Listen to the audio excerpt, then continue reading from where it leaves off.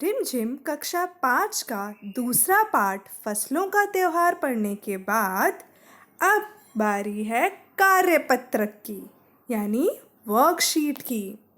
चलिए देखते हैं आपने पाठ को कितने अच्छे से सुना और पढ़ा है।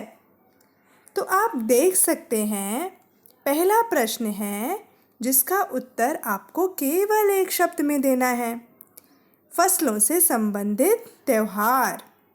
तो आप बताइए असम में फसलों से संबंधित त्योहार का क्या नाम है?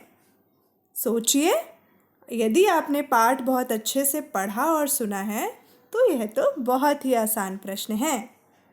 असम में इस त्योहार को बिहू कहा जाता है। वहीं तमिलनाडु में, जो कि भारत के दक्षिणी हिस्से में है, तमिलनाडु में इस त्योहार को पोंगल कहा जाता है। बिहार में मकर संक्रांति, पंजाब और झारखंड में आप खुद ढूंढिएगा और मुझे ज़रूर बताइएगा। चलिए देखते हैं अब दूसरा प्रश्न क्या कहता है। मकर संक्रांति के दिन तिल को किस किस तरह से उपयोग किया जाता है? पाठ में यह बहुत अच्छे से बताया गया है कि तिलकुट बनाए जाते हैं, तिल के पानी से नहाया जाता है और भी तिल के बहुत सारे उपयोग किए जाते हैं। आप पाठ में इसका उत्तर और ढूंढिएगा। मैंने तो यहाँ केवल आपको एक हिंट दिया है। अब आपका काम है कि आप अपना उत्तर कितने अच्छे से लिखेंगे। चलिए प्रश्न 3 देखते हैं। निम्नलिखित में से कौन कौन सी चीज़ें तेल बनाने में इस्तेमाल की जाती हैं? उन चीज़ों को रेखांकित करिए, मतलब उनके नीचे आपको लाइन लगानी है। जिन चीज़ों से तेल निकाला जाता है, जिन फसलों से तेल निकाला जाता है, उनको बोलते हैं तिलहन की फसलें।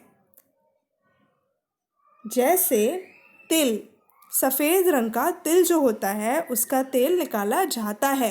पर क्या कभी आपने दाल का तेल सुना है? नहीं, दाल का तो कोई तेल नहीं निकाला जाता। सरसों जो पीले रंग की खेतों में दिखती है, उसका तेल तो सबके घरों में ज़रूर इस्तेमाल होता होगा। मूंगफली का तेल, क्या आपने सुना है कभी मूंगफली का तेल? जी हाँ, मूंगफली का भी तेल निकाला जाता है। बादाम तेल, जो कि बहुत फ़ायदेमंद होता है और सर्दियों में इसका विशेष रूप से इस्तेमाल किया जाता है। सोयाबीन का भी तेल निकाला जाता है, परंतु चावल का तेल आपने सुना है क्या? सोचिए। चलिए प्रश्न 4 पे चलते हैं। अगर घर पर कोई बीमार है तो आप उन्हें खाने में कौन सी चीज़ देंगे जो हल्की रहे? सोचिए, यदि आपके घर में कोई बीमार है, ख़ास तौर पे जब किसी का पेट खराब हो, तो उसे क्या हल्का भोजन दिया जाता है? इसका नाम तो पाठ में बहुत बार आया था। क्या इस चीज़ का संबंध किसी त्योहार से है? उसका नाम बताइए। जैसा कि हमने पाठ में पढ़ा था कि बिहार में फसलों के त्योहार का नाम क्या है? खिचड़ी। क्या नाम है? खिचड़ी। उसी प्रकार से खाने की भी एक डिश का क्या नाम है? खिचड़ी। तो इसका एक बहुत विशेष प्रावधान है कि जब भी किसी की तबीयत खराब हो तो खाने में क्या दिया जाता है? खिचड़ी। और एक त्योहार का भी क्या नाम है? खिचड़ी। चलिए अब अगला प्रश्न देखते हैं। अगर सूर्य ना निकले तो क्या होगा?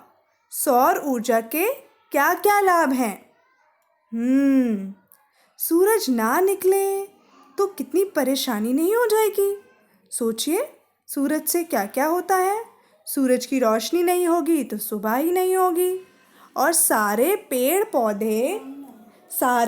पौधे जो हैं वो सूरज की रोशनी पे ही तो खाना बनाते हैं। अगर सूरज की रोशनी नहीं होगी तो पेड़ पौधे खाना ही नहीं बना पाएंगे और यदि वे खाना नहीं बनाएंगे तो बड़े भी नहीं होंगे, और अगर पेड़ पौधे बड़े नहीं होंगे तो आप क्या खाओगे?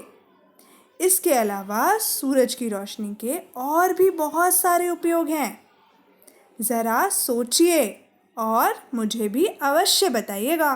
धन्यवाद, फिर मिलते हैं।